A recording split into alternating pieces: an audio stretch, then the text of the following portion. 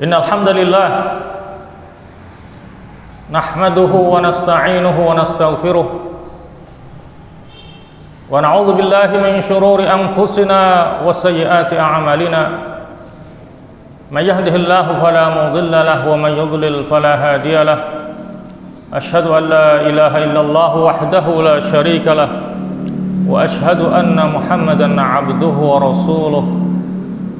Arsalahu bil haqqi basyiran baina yaday as-sa'ah. May yuti'illaha ta'ala wa rasulahu faqad rasyada wa may ya'sihima fa innahu la yadhurru illa nafsahu wa la yadhurru Allah ta'ala syai'a. Allahumma salli wa sallim wa barik ala Muhammad wa ala ali Muhammad, amma ba'd, fa ya ibadallah ittaqullaha haqqa tuqatih wa la tamutunna illa wa antum muslimun. Ma'asyiral muslimin, jamaah salat Jumat rahimakumullah. Marilah kita senantiasa berusaha untuk meningkatkan kualitas keimanan dan ketakwaan kita kepada Allah dengan melaksanakan perintah-perintahnya, meninggalkan larang-larangannya guna menggapai kebahagiaan hidup dunia sampai akhirat nanti. Ma'asyiral muslimin rahimakumullah, adalah para sahabat Rasulullah sallallahu alaihi wasallam. Mereka adalah orang-orang yang senantiasa berusaha untuk bisa menempuh jalan yang menghantarkan mereka kepada keselamatan hidup baik di dunia maupun di akhirat nanti. Oleh karena itulah, maka ada di antara mereka yang bertanya kepada Rasulullah sallallahu alaihi wasallam, jalan-jalan apakah yang bisa menghantarkan mereka kepada keselamatan hidup itu? Dan salah satu di antaranya adalah sahabat Uqbah bin Amir. Disebutkan dalam sebuah hadis Rasulullah sallallahu alaihi wasallam, an Uqbah bin Amir, qultu ya Rasulullah man najah. Dari Uqbah bin Amir, aku bertanya, wahai Rasulullah, apakah keselamatan itu? Qala, Nabi menjawab, amsik alaika lisanak wal yasa'ka baituk wabki ala khati'atik. Jagalah lidahmu, lapangkanlah rumahmu, dan tangisilah kesalahanmu. Akhrajahu Ahmad wa Tirmidzi wa qala Tirmidzi hadisun hasan. Hadis ini dikeluarkan oleh Imam Ahmad juga Imam At-Tirmidzi, dan At-Tirmidzi mengatakan hadisnya adalah hadis hasan.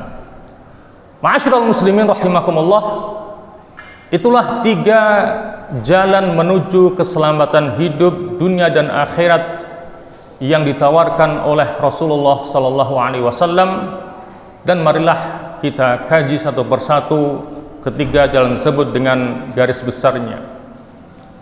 Kita mulai dengan yang pertama, yaitu amsik alaika lisanak, jagalah lidahmu.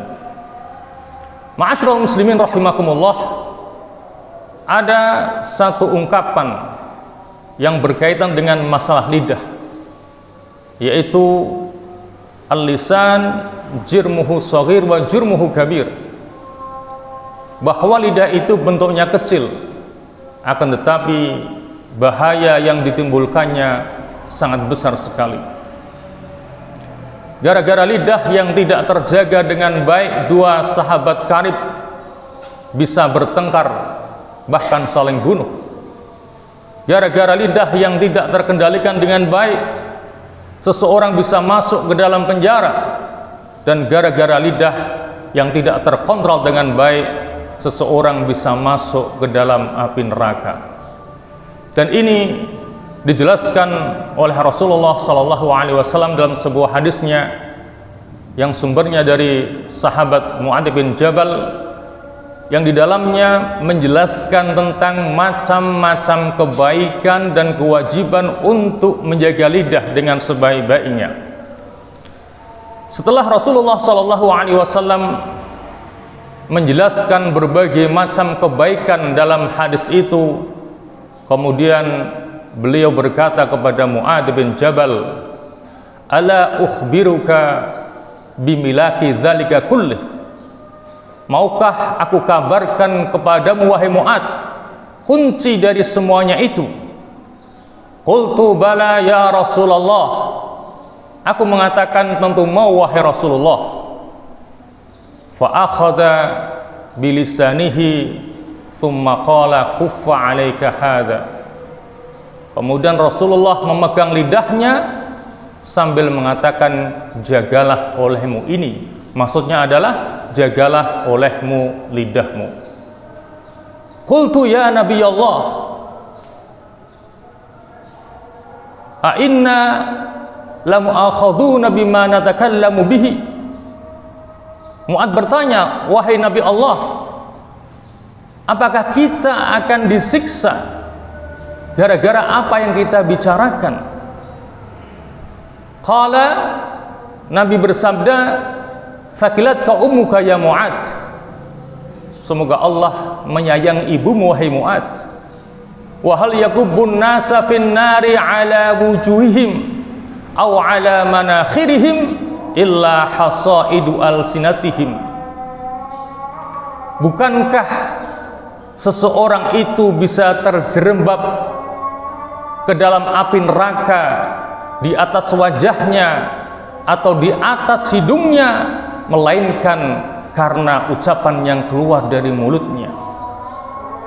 Maka hadis di atas menunjukkan dengan jelas kepada kita bahwa ketika lidah tidak terjaga dengan sebaik-baiknya akan bisa menjerumuskan seseorang masuk ke dalam api neraka. Maka cara agar selamat dari bahaya lidah hanya dua: berusaha mengatakan perkataan yang baik. Kalau tidak bisa, maka lebih baik diam, karena itu lebih menyelamatkan. Sebagaimana petunjuk dari Rasulullah sallallahu alaihi wasallam, "Man kana yu'minu billahi wal yaumil akhir falyaqul khairan aw liyasmut." Barang siapa yang mengaku beriman kepada Allah dan hari akhir, maka hendaknya ia mengatakan yang baik. Kalau tidak bisa, maka hendaknya diam, karena diam itu lebih menyelamatkan. Ya, diam itu lebih mendatangkan keselamatan. Sebagaimana yang dikatakan dalam sebuah syair, "Innas sukuta salamatun wala rubbama zar'al kalamu adawatan wa diraran fa inna dimta ala sukutika maratan falatan damanna alal kalami miraran." Sesungguhnya diam itu akan bisa mendatangkan kepada keselamatan, dan berapa banyak perkataan itu bisa mendatangkan permusuhan dan bahaya. Jika engkau menyesal satu kali atas sikap diammu, maka sesungguhnya kamu akan menyesal berkali-kali atas ucapan dan omonganmu. Maka jalan untuk selamat dari bahaya lidah adalah dengan menjaga lidah dengan sebaik-baiknya. Sebagaimana kata seorang penyair, "Ihfad lisanaka ayyuhal insanu la yaldaghannaka innahu thurban."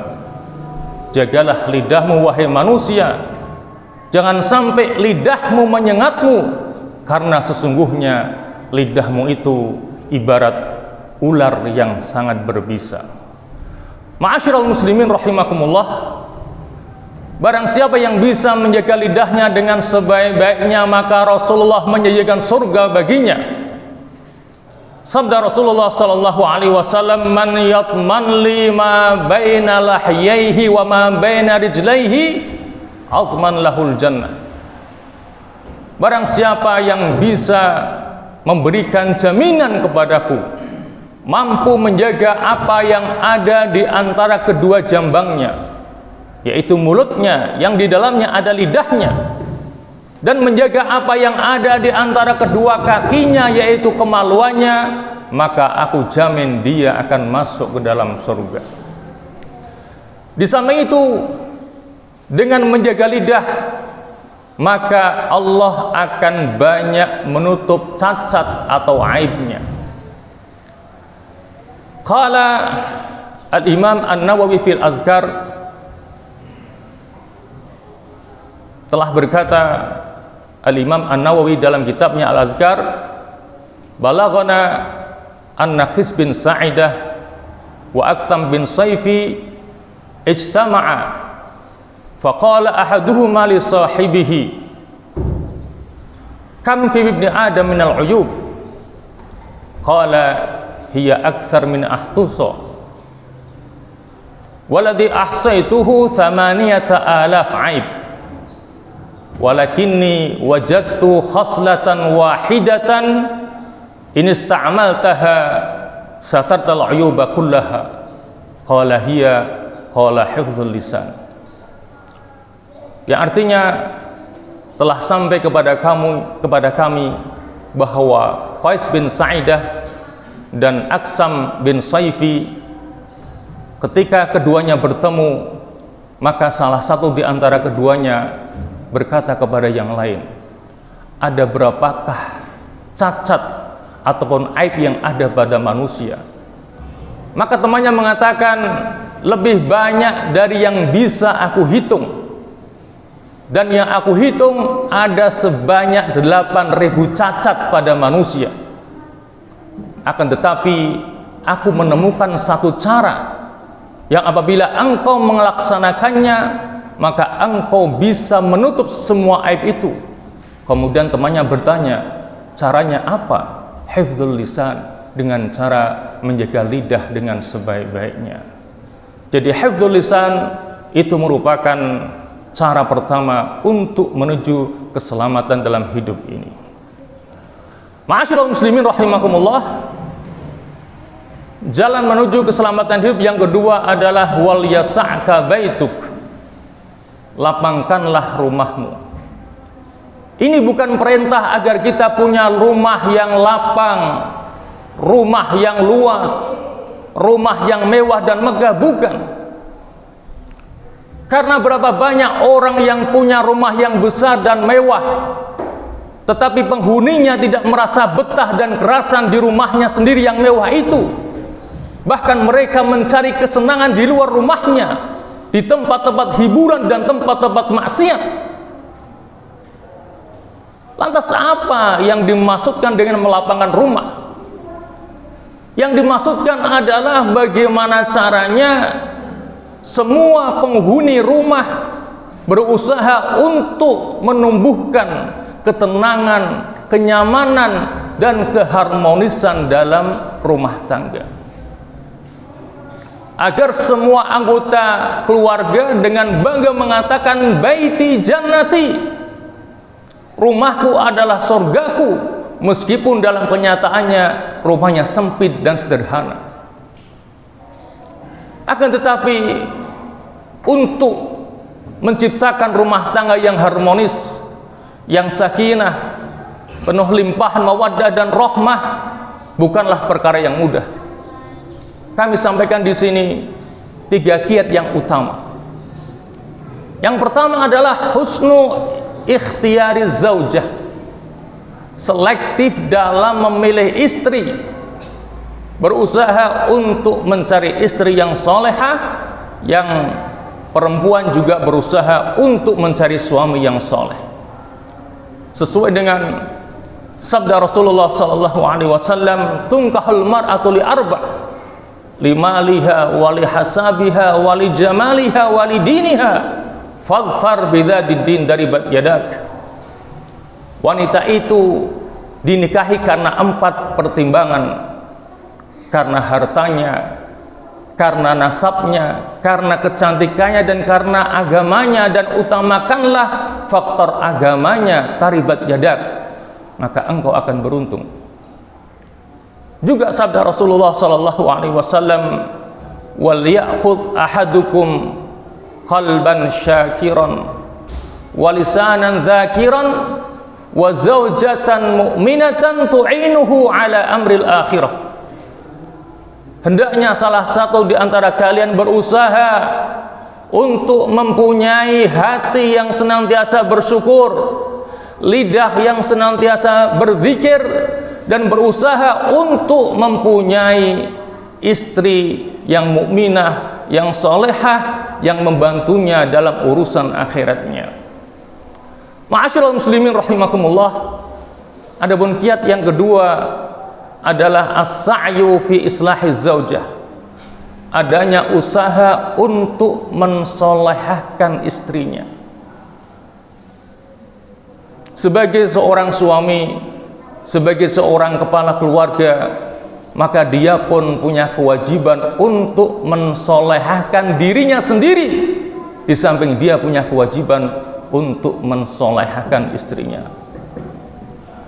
Dengan cara bagaimana masing-masing di antara keduanya untuk saling nasihat menasihati dalam kebaikan dan kesabaran, saling menasihati untuk meningkatkan kualitas dan kuantitas ibadahnya kepada Allah, saling menyemangati untuk mencari ilmu, baik hadir ke majelis taklim atau dengan mendengarkan ceramah-ceramah agama lewat berbagai macam media yang ada.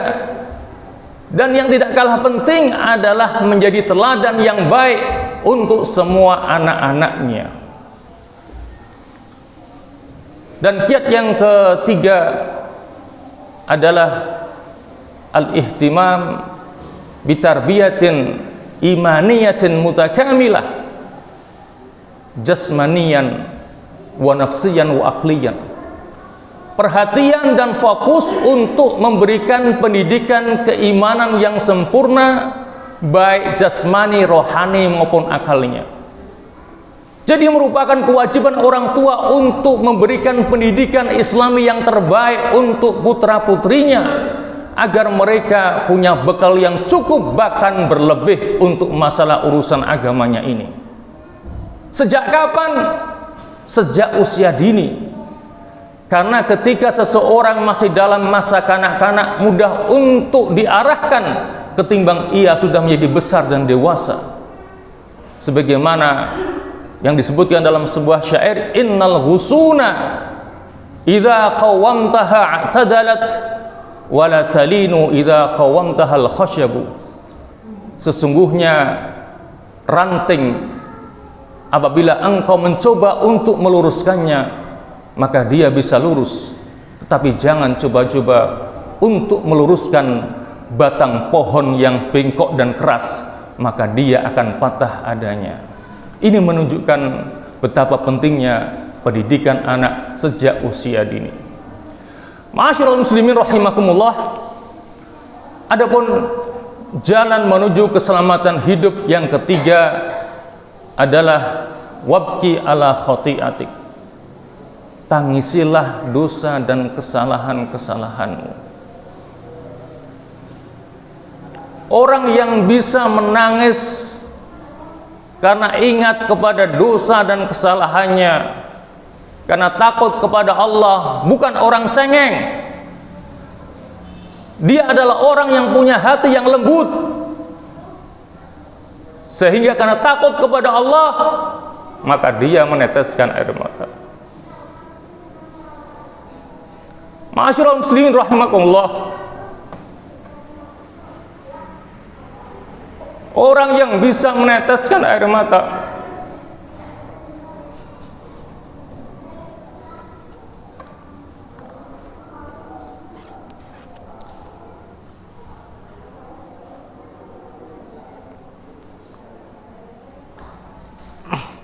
karena takut kepada Allah, akan mendapatkan banyak keutamaan-keutamaan. Yang pertama, dia akan termasuk salah satu dari golongan 3 manusia yang tidak akan disentuh oleh api neraka. Sabda Rasulullah sallallahu alaihi wasallam, "Thalathatun la tara a'yunuhum an-nar." Ada 3 golongan manusia yang matanya tidak akan melihat api neraka. Yang pertama, ainun harasat fi sabilillah. Mata yang digunakan untuk berjaga-jaga dalam suasana perang di jalan Allah. Wa ainun bakat min khasyatillah.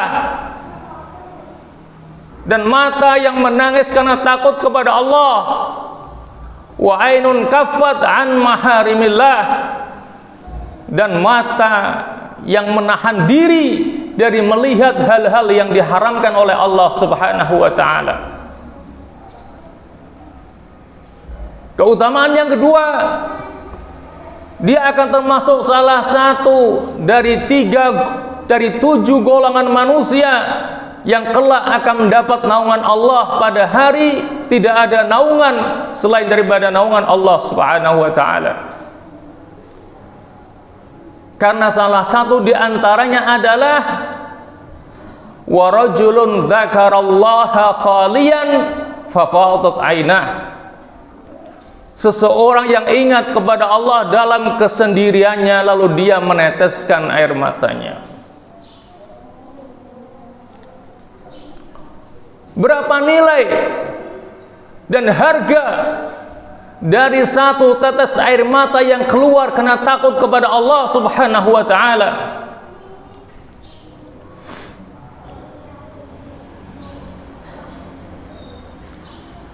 Dalam hal ini Abdullah bin Amr bin As mengatakan, la an adma'a dam'atan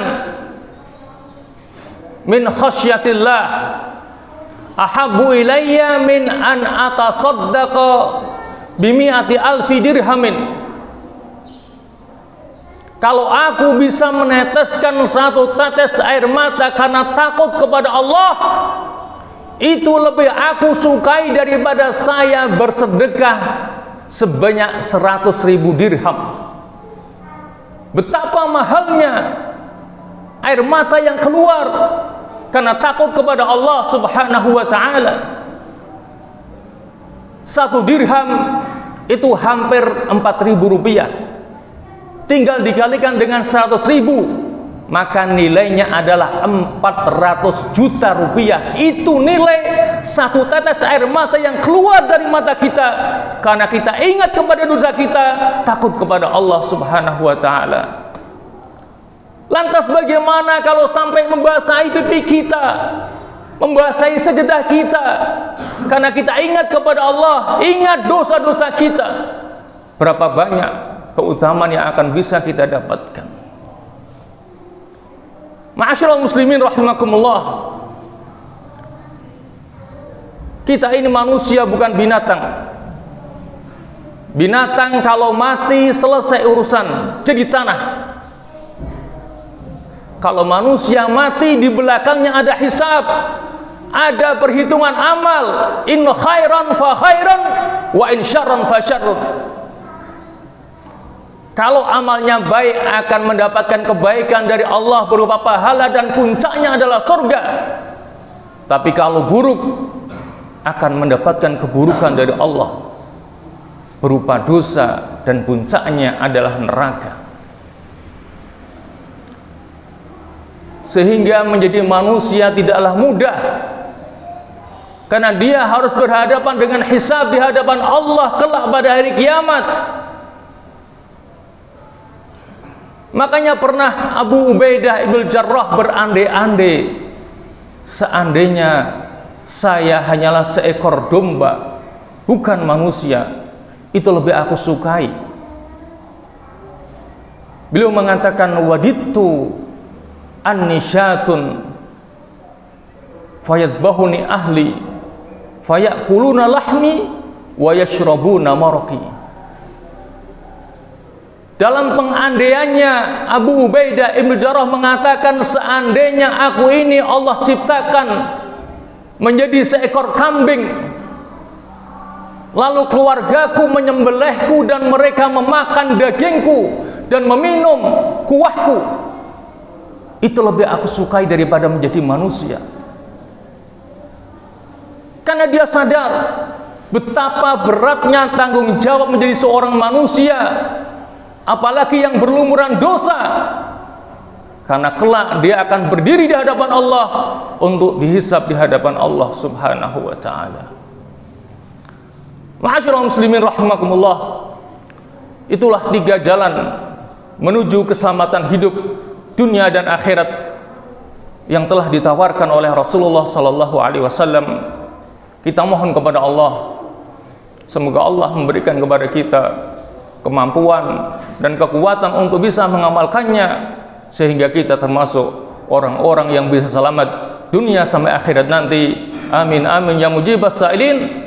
Aqulu qouli hadza wa astaghfirullahal azim li wa lakum wa lisairil muslimin wal muslimat wal mu'minin wal mu'minat fastaghfiruh innahu huwal ghafurur rahim.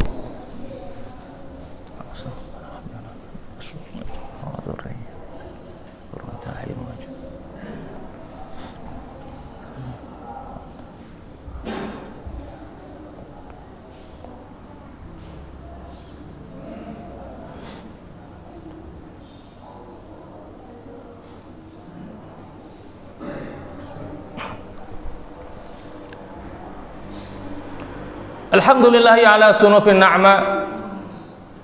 Ahmadullah subhanahu wa ta'ala wa ashkuruhu ala jazilil ata. Wa ashhadu an la ilaha illallah wahdahu la syarika lah syahadatan adakhiruha li yaumil liqa.